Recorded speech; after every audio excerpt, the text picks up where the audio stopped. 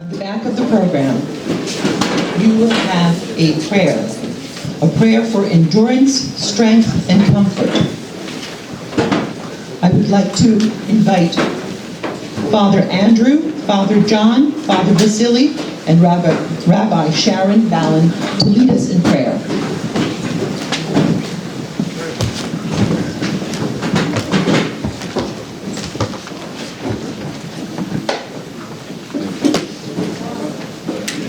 We come together today in unity, holding in our hearts the people of Ukraine. Люди України. We honor their perseverance and strength in the face of great challenges.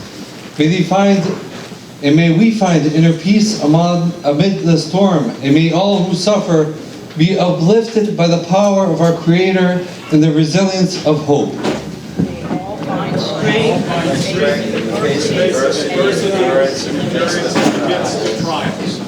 As we think of those on the battlefield, we send forth our deepest prayers for their protection and courage. May they never feel alone, and may they always be guided by wisdom and compassion.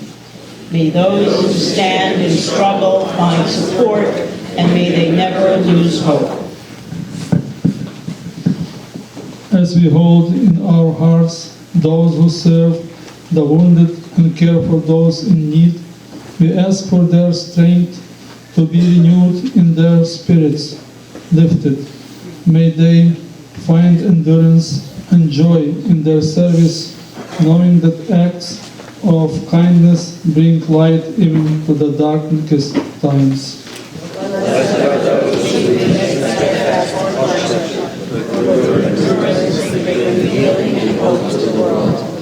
As we unite in prayer, we ask for wisdom and peace for the people of Ukraine, their leaders, and all those afflicted by conflict.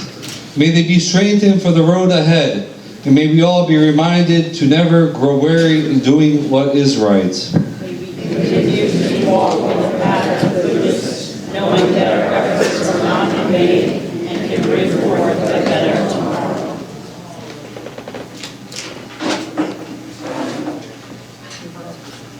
With hearts and open spirits strong, we ask for strength and guidance as we stand together in faith, hope, and love.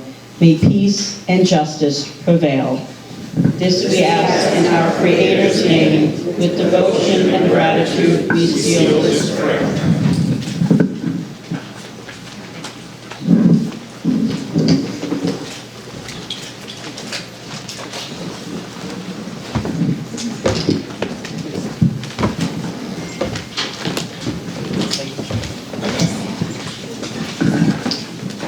I would like to thank the Long Island Stands with Ukraine 2025 Committee. Fred Nielsen, Bohdan Kopystiansky, Dr. Furshpan, Gately Stevenson, Matthews, and Bladey Lerner.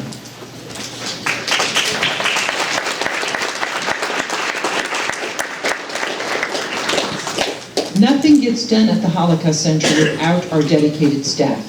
A special thank you to Tanya Dolan and Priscilla Dolan.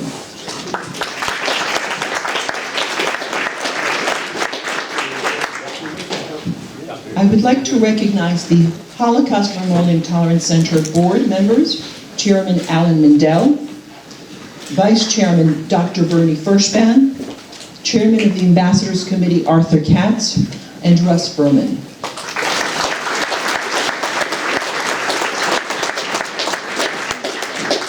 Thank you to our sponsor, Bogdan Kopystiansky, President and Chief Executive Officer of Self-Reliant New York Federal Credit Union.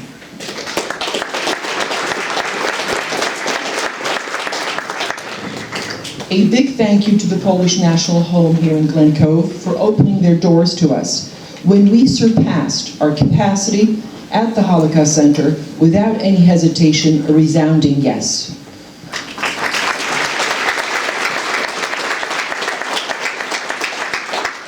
I just want to take a moment, since I am from Poland originally, I just want to take a moment and thank also Poland and the people of Poland for taking in millions of refugees from Ukraine.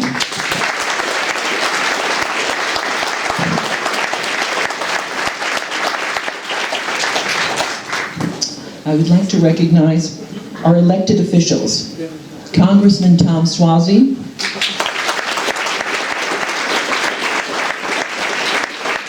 Congresswoman Laura Gillen,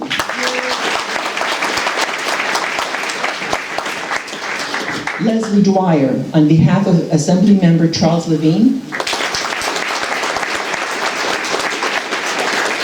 North Hempstead Supervisor Jen DeSena,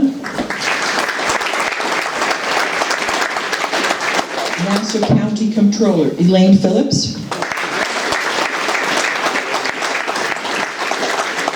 Democratic National Committee man Robert Zimmerman,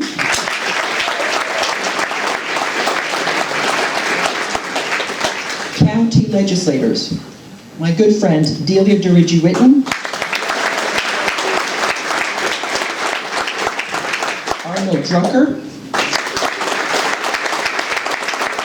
Seth Kozlow. Just wanted to let you know that Seth Kozlow is running for county executive.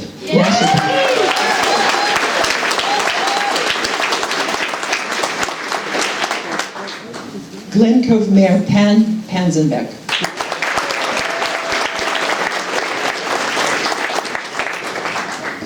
Glen Cove Police Chief William Whitten. And Glen Cove Police Deputy Chief Christopher Ortiz.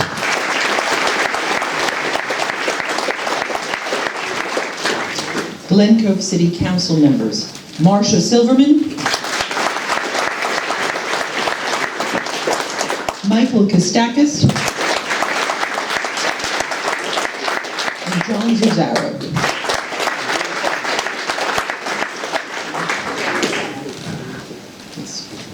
And Grady Farnham. Grady Farnham. Grady Farnham. Councilman Grady Farnham. Councilman Grady Farnham.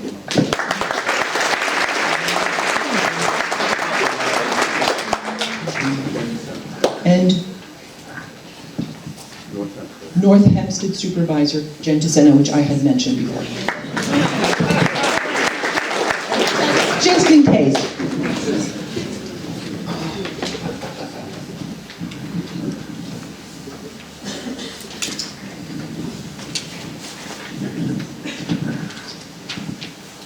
My name is Jolanta Zamecka. I'm the Vice Chairman of the Holocaust Memorial and Tolerance Center.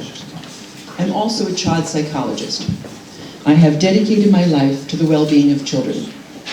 At the Holocaust Center, I created the Children's Memorial Garden, dedicated to the 1.5 million Jewish children murdered in the Holocaust, and to all children throughout the world who died during World War II.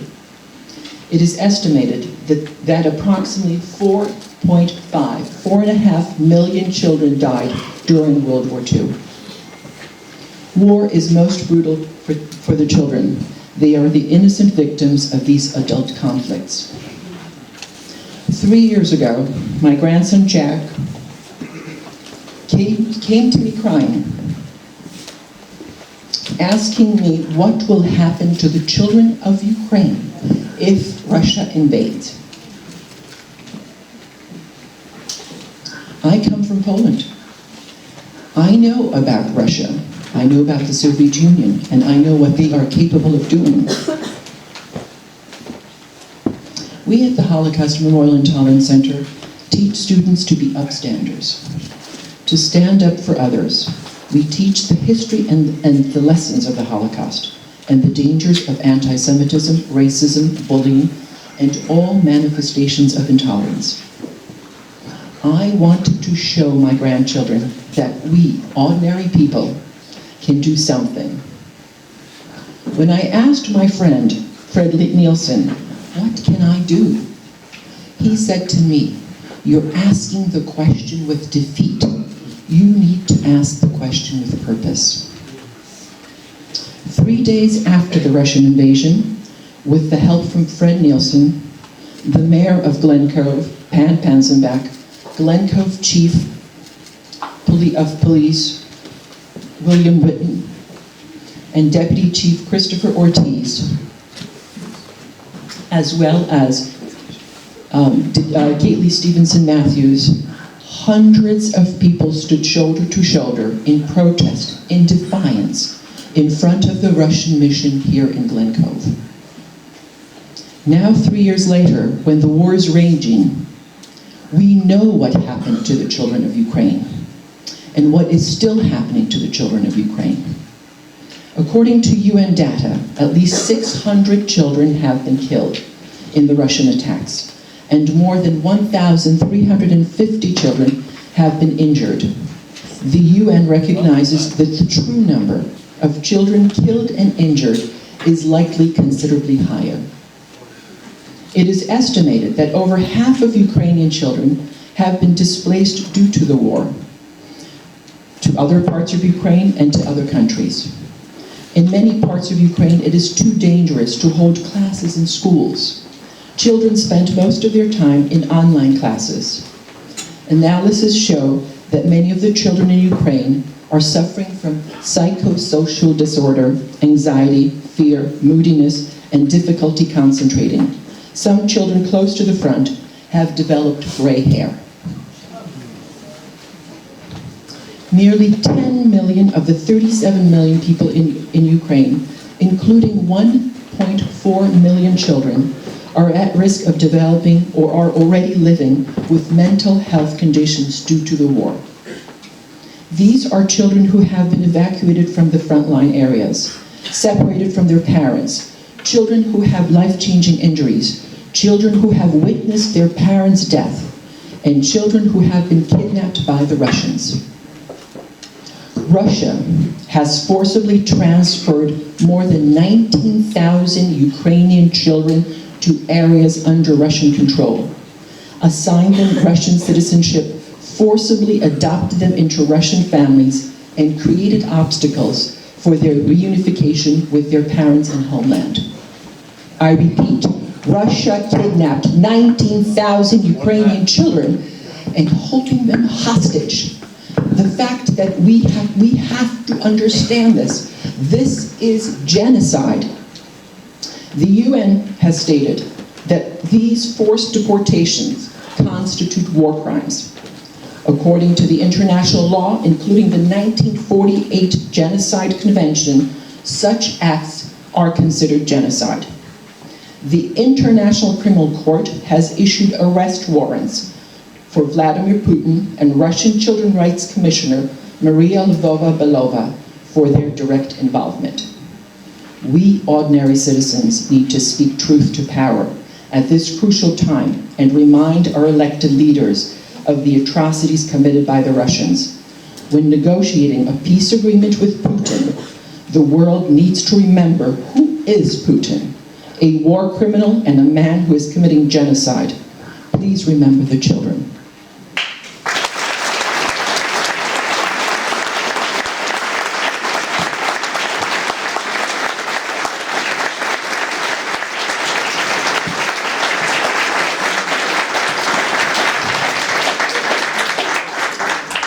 To hear about the Russian-Ukrainian war through the eyes of American elected leadership, it is my pleasure to introduce to you a true friend of Ukraine.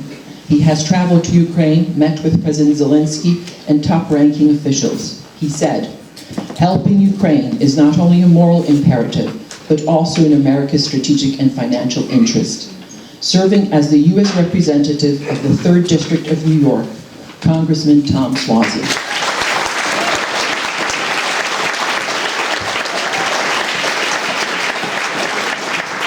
Thank you, Jolanta. Dziękuję. Slava Ukraini! Slava Ukraini! So let me just say a few things very clearly in the beginning. Putin is the dictator, not Zelensky. Russia and Putin invaded Ukraine. Zelensky was elected by 73% of the people in Ukraine in elections certified by the European Commission that oversees free and fair elections. No election like that has been held in Russia. This is, of course, a very painful issue for many people in here who have family members, who know people who live in Ukraine. When I visited Ukraine last year, soon after I got reelected to replace somebody else, you wouldn't believe the resolve of the Ukrainian people. The fact that they are continuing to try and keep their economy going, keep their families going. The fact that they are trying to keep the free and fair press going in Ukraine in the midst of a war. The fact that they are setting up offices to go and have set up and are going after corruption in Ukraine while they're fighting a war. They are truly living as a democratic country in the midst of a time when they are being attacked. So we need to make sure that we stick together as Americans to support our friend, the Ukraine in this war. And we need to do it on a bipartisan basis. So we know that some unfortunate things have been said lately, but I want to give people a little bit of hope, okay? I serve as the co-chair of a group called the Problem Solvers Caucus. I'm the Democratic co-chair, and there's a Republican co-chair. There's 50 members of Congress there, Democrats and Republicans, who try to work together to try and find common ground. Not an easy thing to do in this current climate. And there are people on one side that say, what are you doing? We don't want to work with you. And there's people on my side saying, what do you work with those guys for? So it's not an easy thing to do. But my co-chair happens to be very involved in the Ukrainian issue. He's just over in Europe this week. And he sent out a statement last week, and I want to read his statement. He's a Republican, okay? I'm doing this because I want people to know that we need to keep this a bipartisan issue, support for Ukraine. He said, President Zelensky and all the his name is Brian Fitzpatrick from Pennsylvania. And tomorrow I'm doing a press conference with him and other members of the Ukrainian caucus in Washington, D.C. President Zelensky and all the negotiators need to know this. There is an outcome-determinative number of members of the United States Congress from both parties and in both chambers who are ready, willing, and able to do whatever it takes to prevent communist dictator Vladimir Putin from being rewarded for his illegal invasion, raping, kidnapping, torture, and murder of the Ukrainian people, including so many women and children. We will use every lever and every vote at our disposal, regardless of the personal or political consequences. This matter is that time-sensitive and it is that existential. It is legacy determinative. We all want an immediate end to this brutal Russian invasion and killing. For a peace agreement to be fair and lasting, it must be done in a way that holds the Russian invaders accountable, protects the dignity of the Ukrainian victims, and provides for the fair and equitable cost sharing amongst European nations. To do otherwise would be to encourage future invasion and to perpetuate future heartache and bloodshed. We must have peace through strength. So obviously I'm very unhappy with some things our president has said on this issue. But I want you to know that there are people in Congress, Democrats and Republicans, who are willing to stand up for what this country has always stood up for. We cannot allow what Russia has done, what Putin has done, to be rewarded. We cannot appease him. To appease him is no different than what they said about Neville Chamberlain during World War II with Adolf Hitler. I don't want to speak too long now. Is my phone too long? Okay, so let me just say, Jolanta talked about the children. Okay, when I was in Ukraine, they explained to me that it's much more than 19,000. It's by multiples of children that have been kidnapped and taken to Russia. Now, why are they doing this? Well, one of the reasons they do it is they get people whose children, people who work at the nuclear power plant, for example, that are Ukrainians. They kidnap their children. They bring them to Russia, so we're going to take them to summer camp or something like that, but then they keep them there. And then if the Ukrainians dare not to do the thing that the Russians tell them to do, they have their children held hostage. That's the type of thing that's going on a regular basis. I want you to know that Jolanta also mentioned the Polish people. The Polish people have stood so strong by the Ukrainians throughout this process. when I went to Ukraine, we had to go through Poland to go into Ukraine, to the war zone, and take training. And I met with the commander of the Polish armed forces. And he had a map on his wall, a topographical map that shows, the height of the mountains. It is so obvious.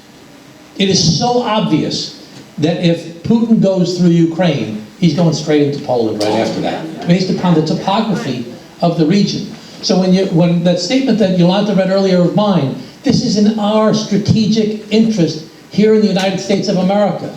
Because if we do not fund Ukraine to fight this war on our behalf, to protect their sovereignty and to protect their democracy, we will be fighting more wars in the future to protect more people against the dictator, Vladimir Putin.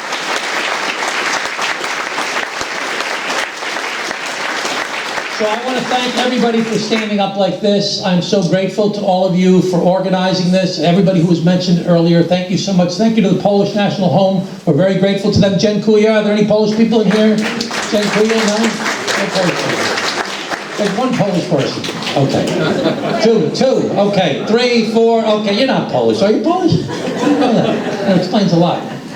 So I want to just say thank you so much, all of you, for doing this. Let's all stick together. I know that this is a very tough time in our country. This is such a difficult time.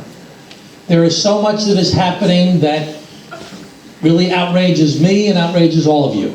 But we have got to stick to our basic values and stick with what we believe in as a country and as a people, to work together, to fight against dictators, to fight against unfair invasions, to fight against the murdering and raping and killing and torturing of innocent people simply because of an effort by an authoritarian who wants to take over more of another country. It's just totally unacceptable. We have to stand together as Americans against that. Thank you very much. Dr. Lee.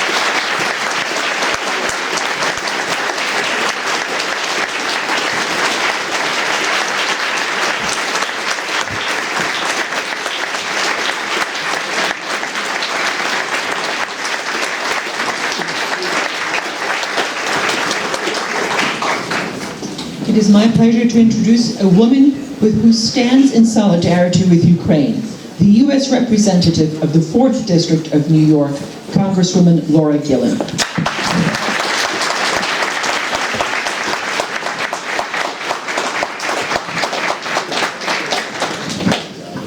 You stою z Ukrainою. I don't know if I got it right, but I'm here to say I stand with Ukraine. When I last year was campaigning to be the representative for the 4th Congressional District, I visited with the Ukrainian church that is in East Meadow, in my district, and I told those gathered there that in Congress I would stand with Ukraine, and I'm here to tell you I am more steadfastly than ever committed to that statement and to that position. We all must support Ukraine against tyranny. This should be bipartisan, as Congressman Suozzi said. I'm proud to be here with all of you and to reaffirm this commitment that Long Island should always stay steadfast in support of our Ukrainian neighbors and the Ukrainian people overseas. Despite the appalling comments made earlier this week, Americans reject Vladimir Putin's propaganda, and we stand with the Ukraine and its people. And we know that Putin's plans do not end with Ukraine. He wants to undermine our national security and that of our European and NATO allies. In short, he wants to undermine the free world. Dismissing Russia's invasion, illegal invasion of Ukraine, only provides cover to Putin and other expansionist dictators around the globe who weaken our global security. Democracies around the world have supported President Zelensky and the Ukrainian forces who have fought for nearly 3 years to defend their homeland, because they also fight for the very idea of democracy. You know, I took my daughter, it's school break this week, and I took my daughter this week to go see the play Hamilton. And gosh, I can't think of a more poignant time to see that play and to listen and remember the ideals that this country was founded upon. We were a beacon and an inspiration to people all over the world yearning to be free. How could we not stand with Ukraine at this moment against Vladimir Putin?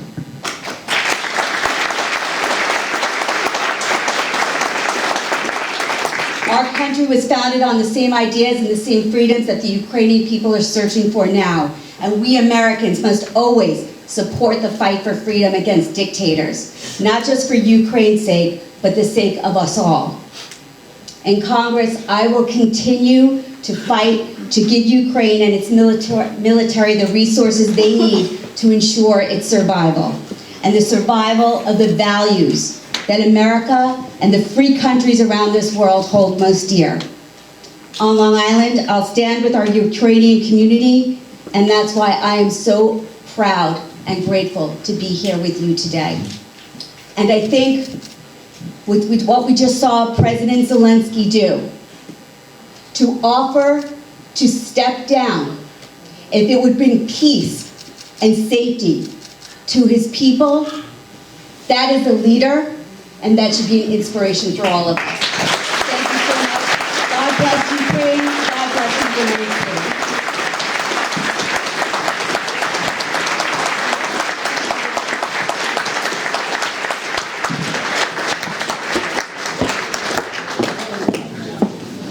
And now, to give us a perspective on Ukraine from New York State leadership, I invite Leslie Dwyer, on behalf of Assembly Member Charles Levine, to say a few words. Thank you, Jolanta. Assemblymember Levine, unfortunately, is in Albany and unable to be here. However, he does regret not being here and wanted to make sure that this statement was read on his behalf. My name is Leslie Dwyer. I serve as the Assembly's Director of Public Affairs.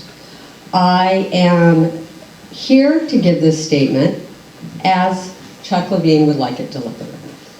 Against what once was feared would be a long battle, Ukrainian freedom fighters have met and beaten Putin's fascist Russian aggression. It is beyond outrageous to those in the free world that Donald Trump falsely accuses Ukrainian President Vladimir Zelensky of being a dictator. To be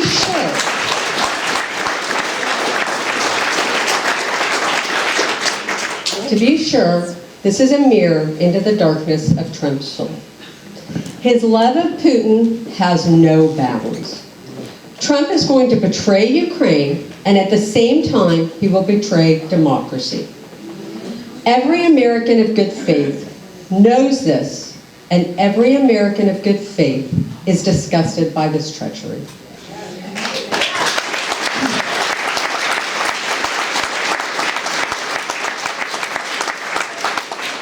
We stood together 3 years ago in support of our sisters and brothers in Ukraine.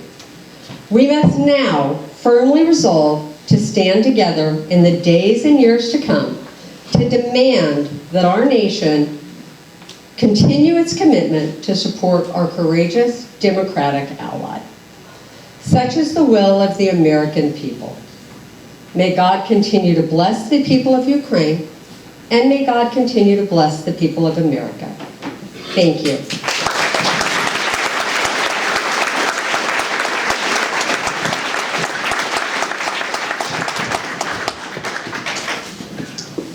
It is rare to be part of a board that not only is bound by its mission, but also genuine friendship.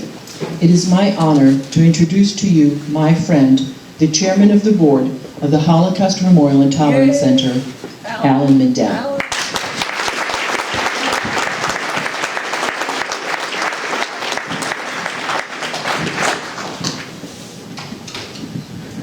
Good afternoon, folks. My name is Alan Mindell, and I'm here on behalf of the HMTC board.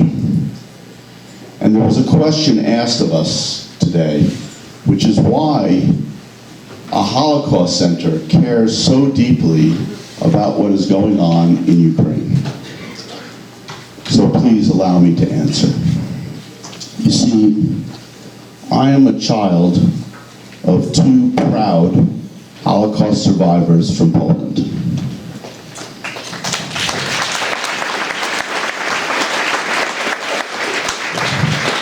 After horrors that they lived through, the 6 million of us that were killed, those of us that were tortured and maimed, we had only one thing we wanted the world to do. We told the world, you can never forget what the Nazis have done to us. And you can never have it happen again. Never forget, and never again. And so, I know a little something about mass graves. You see, my mother, in her home, on one night in 1939, it was her father and her brothers that were dragged out of their house, and in the middle of the night were murdered. And they were put with many other bodies, like so many thousands of other locations there are, mass graves throughout Europe of millions of Jews. And so, when I read about the mass graves in Bucha, in Irpin, in Izium, in Lyman, in Kashan, in Mariupol, I say to all of you, and I beg all of you to tell everyone else, never forget, never again.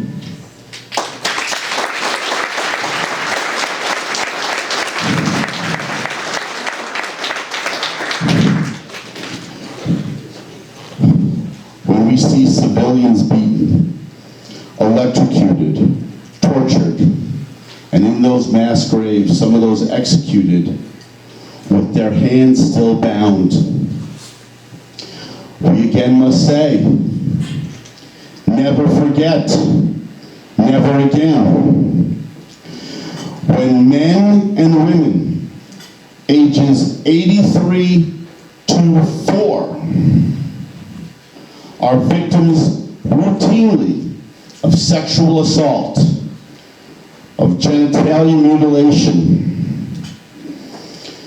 and people like the 52-year-old woman from Israel who was held hostage in a shed for months, beaten and routinely raped, we say, never forget it, never again. And when there are at least 19,000 children taken to Russia, abducted, kidnapped, given new names, told they have a new birthday, taught to say and speak only Russian, not to dare utter a word of their home language, and to sing songs of Russian pride. We tell the world, never forget it, never again.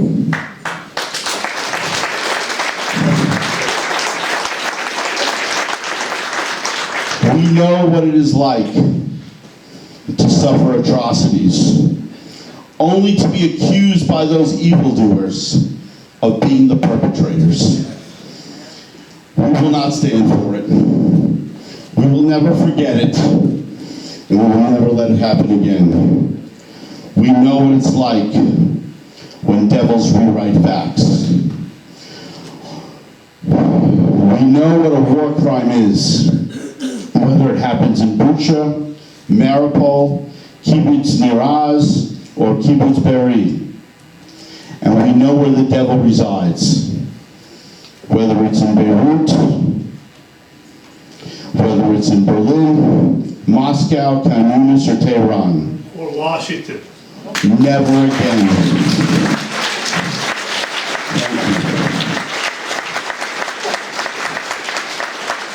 It is my honor to introduce Dr. Bernie Furshpan, one of our vice chairs. Thank you.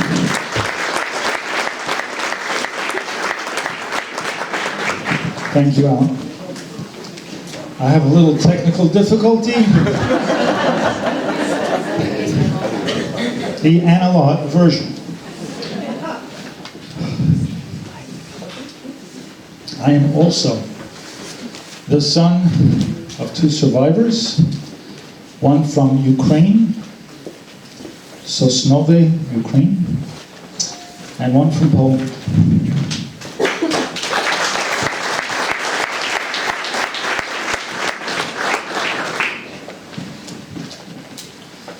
There are moments in history when we are forced to ask ourselves, have we learned nothing? At the Holocaust Memorial and Tolerance Center, we dedicate our lives to making sure that we answer that question. Yes, we have learned. We teach thousands of students every single month, not just about the facts and the dates, but the human cost of hatred, the unbearable weight of silence, and the responsibility we all share against evil. We do this because we believe that history is not just something that we remember. It is something that we act upon.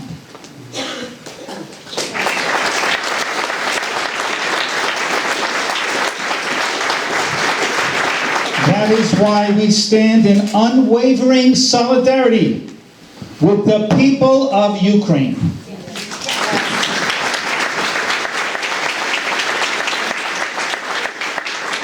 Because we know what happened when the world looks away.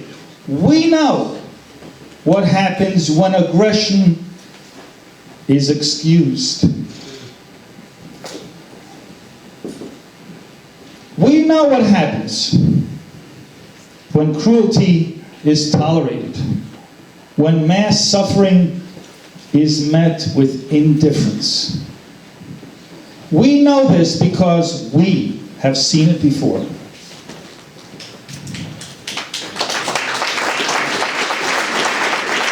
And yet, here we are. The world has gone mad. What was once morally unthinkable is now met with a shrug. War crimes are being live streamed.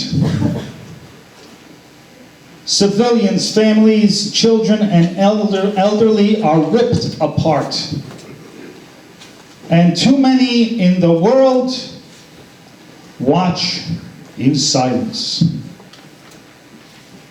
as if history has not already warned us where this road leads. But we refuse to be silent. We refuse to accept normalization of horror. We refuse to let another generation growing up believing that cruelty is just the way of the world. That is why we teach. That is why we remember. That is why we must speak out. The lessons of the Holocaust are not just history. They are a call to action. We tell that to kids every day. We want our children to reach higher for themselves and for society. If we mean what we say when we vow never again, we mean it for everyone, for Ukrainians, for every nation, for every people who find themselves targeted by those who believe they can erase them with violence.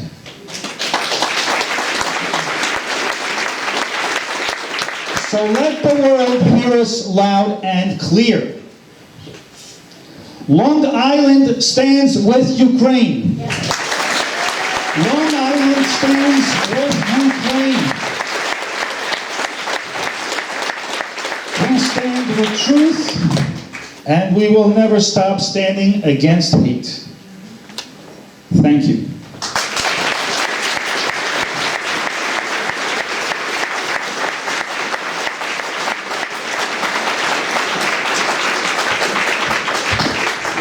I see that we are standing room only.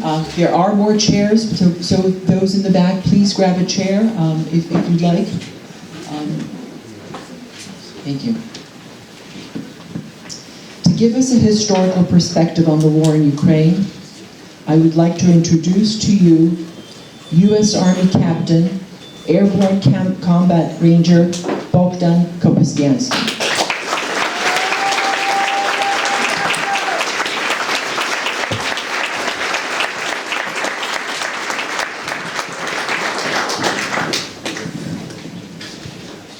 I apologize. Normally, I speak to old, crusty Army veterans. I will have to tone it down.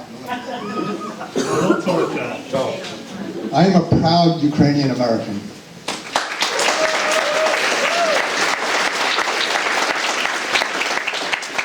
My family came to America in 1949 after 4.5 years in a displaced persons camp in the American zone in Germany.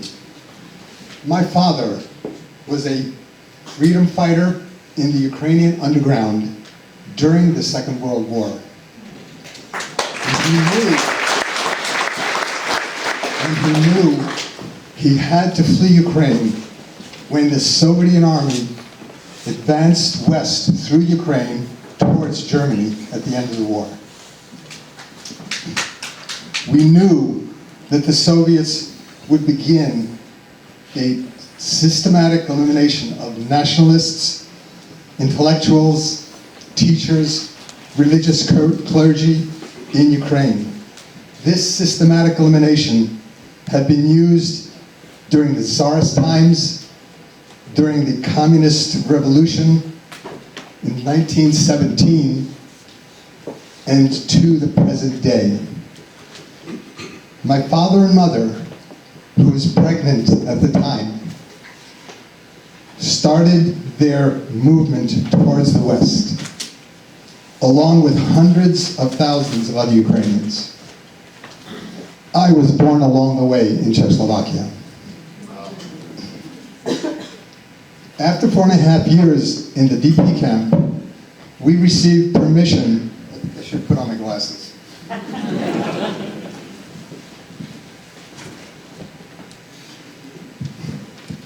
We received permission to emigrate to America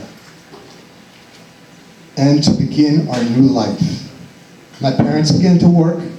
My younger sister, who was born in the DP camp, and I began to go to school in America. We began to grow and loved this life in America. America was now our home, our country, but we knew we were different from the other children in school. My parents missed Ukraine very much. We both grew up into young adults.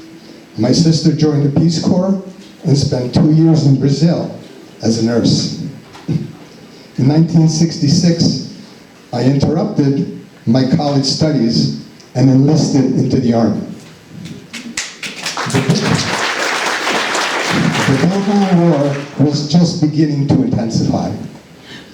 I told my dear mother that I probably would not go. The war would end before I finished my infantry training. I completed my infantry training. The war continued and intensified. And the peace talks in Paris just dragged on. I decided to go to OCS, that's Officer Candidate School. I became an officer. I went to airborne school, to ranger school, to the special warfare school. In 1968, I received my orders for Vietnam. and I was assigned to the 101st Airborne Division as a combat platoon leader. On my departure to Vietnam, my father gave me a Ukrainian flag and said that if something happened to me, to make sure that my men wrapped me in that flag.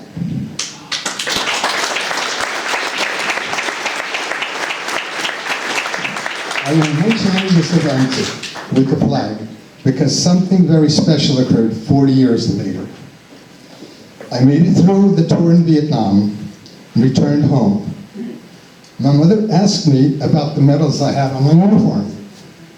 She pointed to the Purple Heart. She pointed to the Purple Heart. I told her that it was for being wounded in action. She cried. Why didn't you tell us? Why didn't you write to us? I told her I didn't want to worry her. I went back to college. I finished architectural school. I married. And I had 4 beautiful children.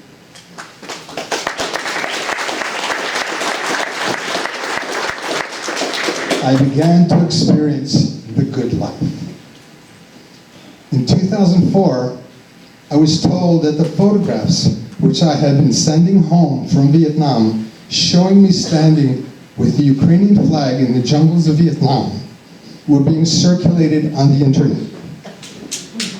I received requests from people in Ukraine. In short, one of those people, a young military historian from Ukraine, wanted to meet me. My wife and I, Irena, she's in the audience, go to Ukraine every year. We met this young historian on one of our visits to Ukraine and became good friends.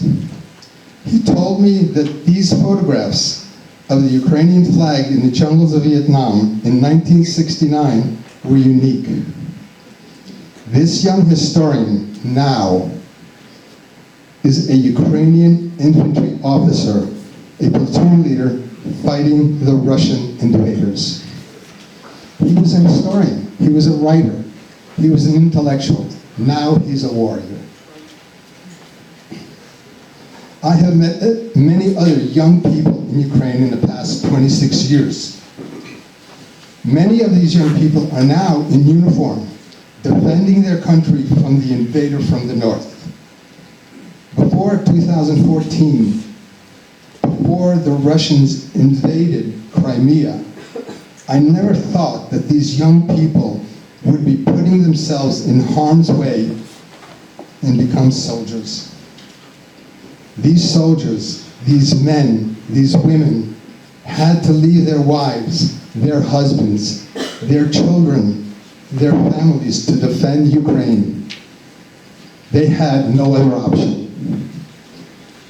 but to fight and to save their country, their culture, their freedom. They are heroes. They are the future of Ukraine. I plead to you, America. I plead to you, America. Help Ukraine in their fight to stay free.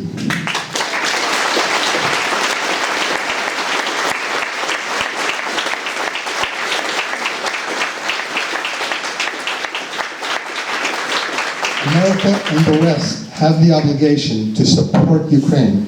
Why, you ask? In 1994, the nuclear powers of the world, which included, among others, the United States, Great Britain, France, and even Russia, signed an agreement called the Budapest Memorandum.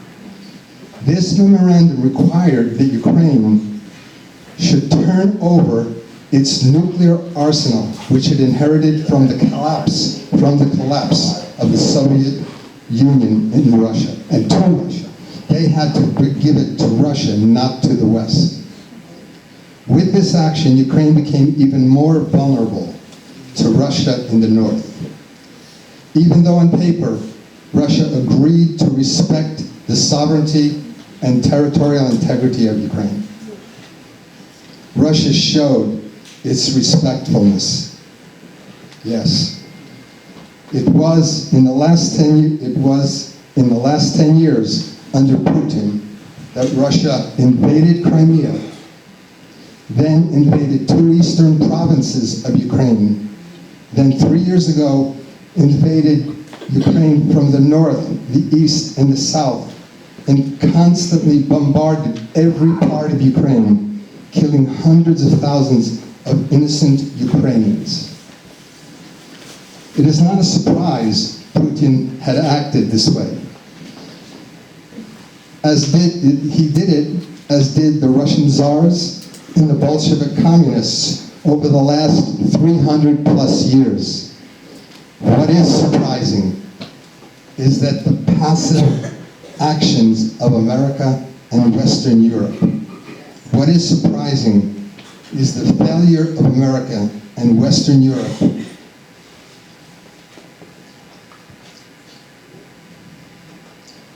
to abide by the obligations of the 1994 Budapest Memorandum. Ukraine wants peace. Ukraine wants a just, fair peace. My friends and family in Ukraine want a lasting peace. Ukraine needs Europe's help. Ukraine needs America's help.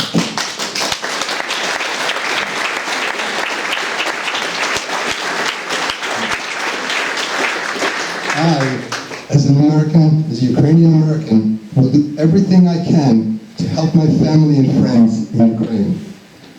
I am no longer a young fighter, but I am still a proud, patriotic American citizen who will continue to fight for the principles on which America was founded.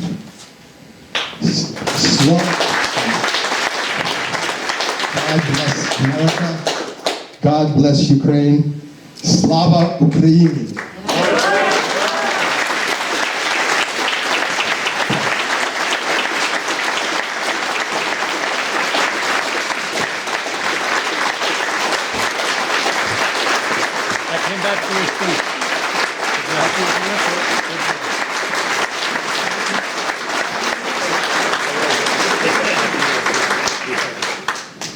Please welcome the Long Island representative of the Ukrainian Congress Committee of America, Natalia Mihalinshyn.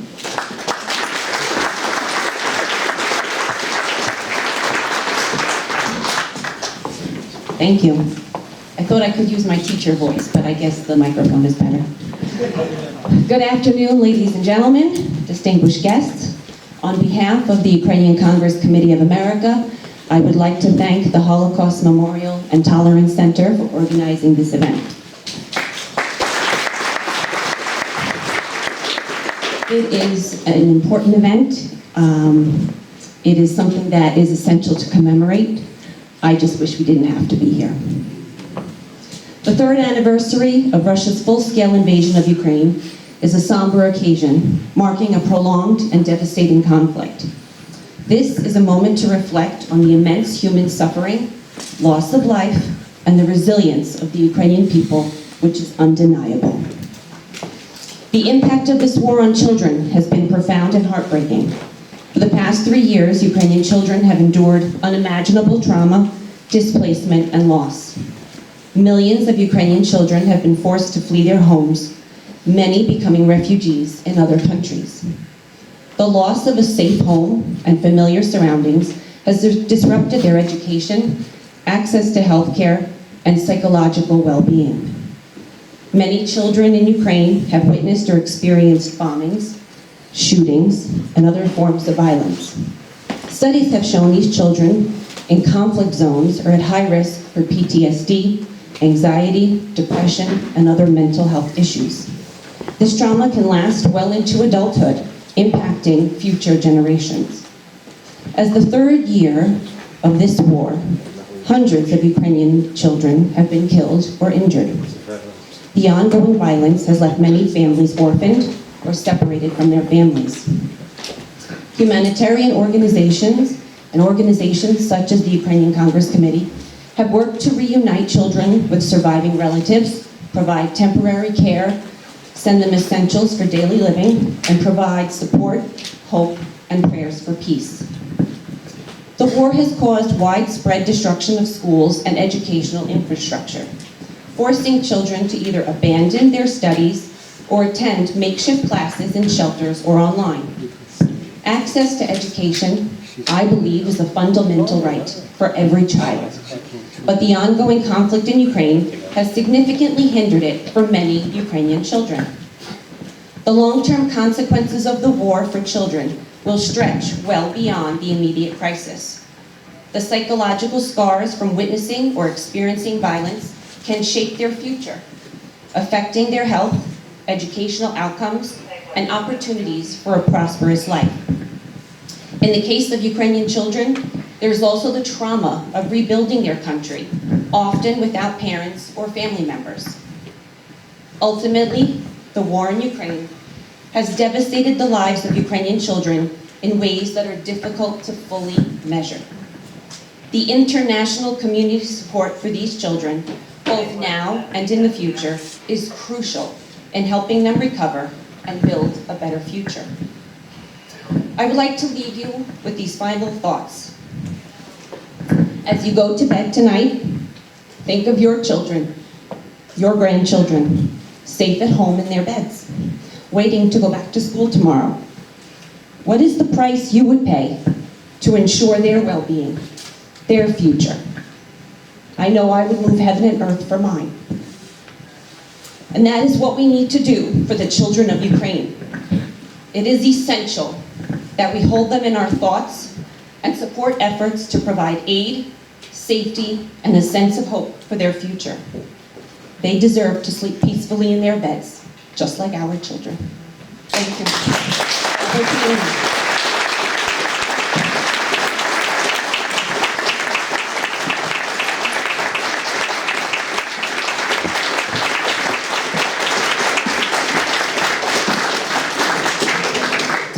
We are honored to have the UN representative of Crimean Tatars, Aya Bakali, to speak about the plight of the Crimean Tatars.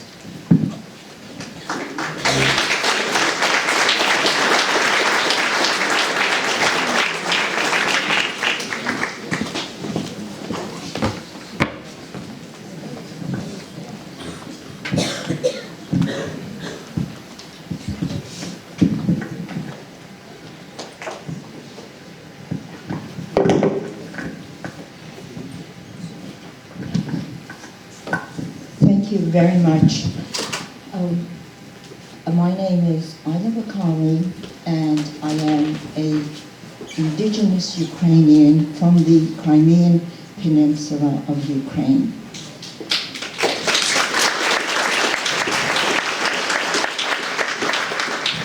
Ukraine is a very complex and very rich country in its culture.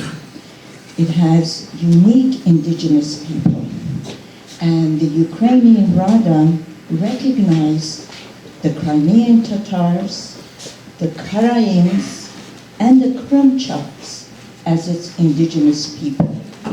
The Karaim and the Krymchaks are Crimean Tatars, but of the Jewish faith. The complexity of and the richness of Ukrainian culture is yet to be discovered, explored, and appreciated.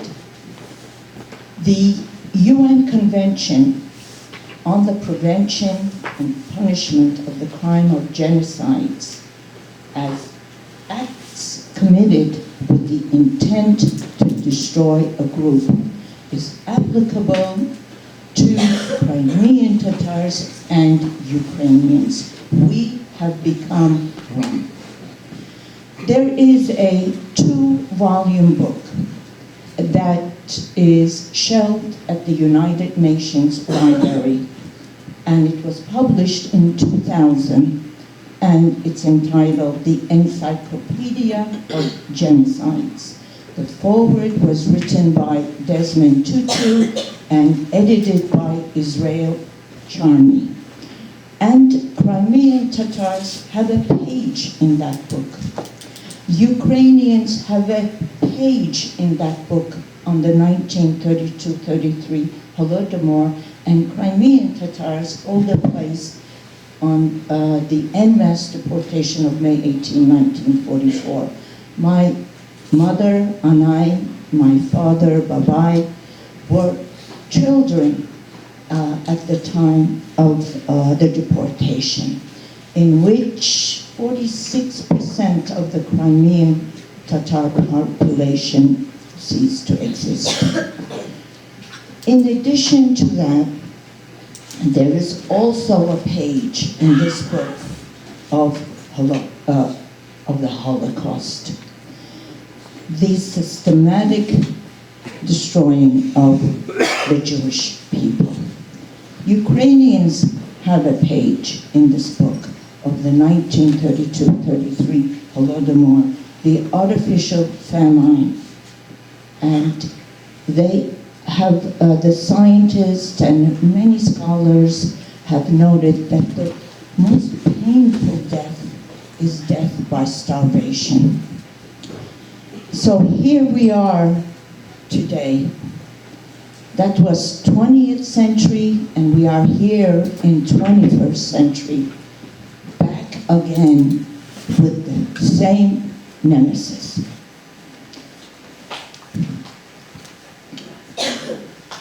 I want to talk a little bit of just what's happening in Crimea for the Crimean Tatars. But I tell you, if you are Ukrainian or if you are Crimean Tatar and you resist the Russian occupation, irrespective, you are imprisoned.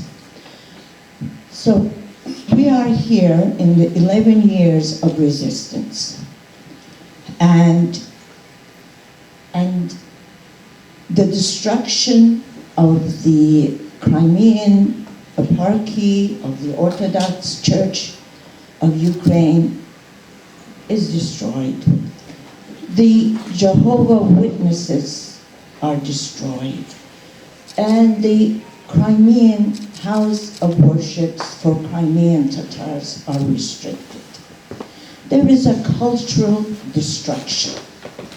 There is a cultural destruction of all Ukrainian influence and Crimean Tatar influence.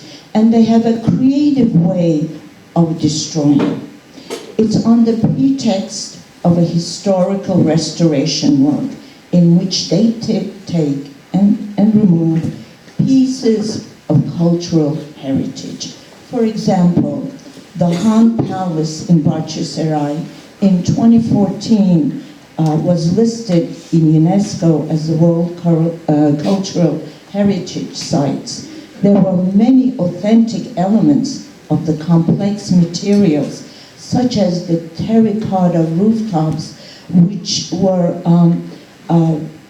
which used ancient craftsmanship of terracotta to collect rainwater and to filter it as drinkable water. That knowledge is lost. If we look at the map of Crimea, it is connected to the mainland of Ukraine through the Perikop Straits. If we just look at the continuity of the land together, it speaks for itself. And we call the Crimea homeland as the Green Island because it's green with foliage, beautiful flowers, beautiful trees. And it hangs like a green emerald necklace of the mainland Ukraine. The connectivity, nature has spoken. And the Perikop Straits, also, when we look at it with a further imagination, use our imagination, we could see, and we can call it as the umbilical cord with Ukraine. Crimea and the Crimean Tatars will never, never, never, never accept the annexation of Crimea with Russia. We are indigenous Ukrainians and we are Crimean Tatars.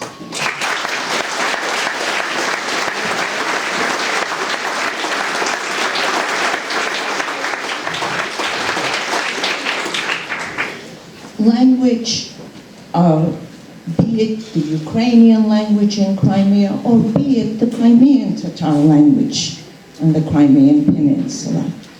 Our languages are our identity. It's a link that binds us to our social identity and to our soil. And it's very important that what I can say, even though the Crimean Tatars have their own indigenous language, which I speak, thanks to my Babai and Anai, who forbade us to speak Russian at home, but to speak Crimean Tatar and the English language. So, and irrespective of that, Russia has claimed that it wanted to protect its own language, but in fact, it's banning the use of Ukrainian language in the Crimean Peninsula. These are facts. These are what we hear from our families, our extended family and friends. We are not disconnected, even though it's occupied, even though there's war. The Atlantic Ocean is not that far from us. I would like to conclude with this remark. Russia grants themselves principles that they never possessed, so they can sell it as theirs to others.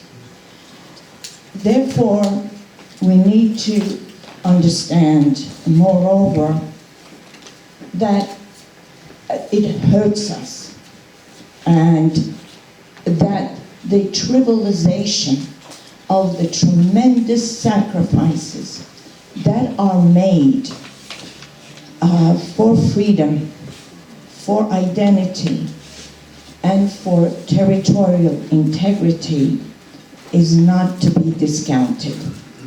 We must appreciate, as we all do, the Ukrainian soldiers, the Ukrainian people, and the Ukrainian children. I tell you, I think the world does not know and does not appreciate fully the strength and the kindness of Ukrainian people. Ukrainians are fighting for freedom, and it's the same freedom that Crimean Tatars are fighting for. With this war, our values became one.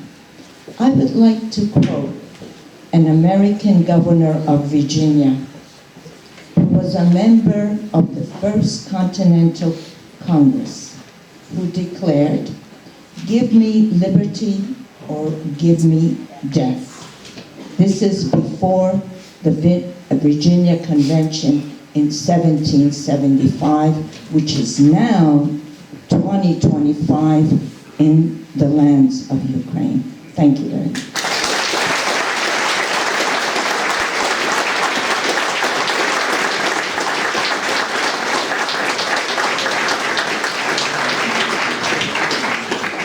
This is my first time here at the Holocaust Memorial Tolerance Center. I would like to thank Bohdan so very much for having me here. And if I may give this humble gift, what I'm wearing is a Crimean Tatar fez. And this fez is a cultural statement. It distinctively belongs to the Crimean Tatar cultural tradition expression. So I would like to give this humble fez to to the Holocaust Memorial Empowerment Center to remember us on this day of today.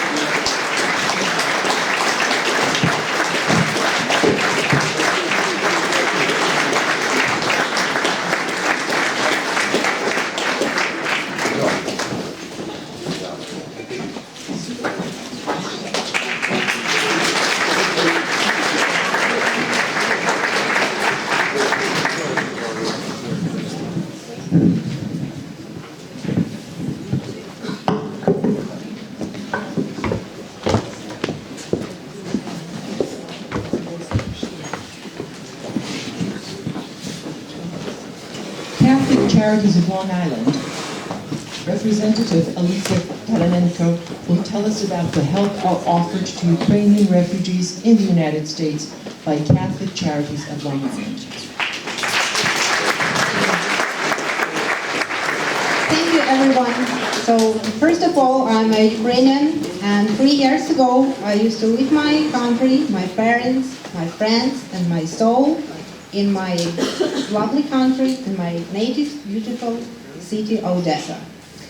So I'm truly grateful for the opportunity to speak here today in safety and to have the chance to help Ukrainians who are going through the difficult path of migration here on Long Island in the United States. I'm Elisa Taranenko from Catholic Charities on Long Island, and we have a wonderful program which was produced for Ukrainians, which is focused on helping our people with employment, integration into new society, and providing support to families based on their individual needs. Our doors always open to everyone. We also offer consultation with immigration attorney to help you better understand your rights and opportunities here in the United States. As I'm an immigrant by myself, I know how it's hard to start a new life from the white list from the beginning. So we are ready to help you. And we are ready to support everyone who is going through the challenging journey of adaptation. Because our main goal in unity and mutual support, especially during these difficult times. Because together we are strong.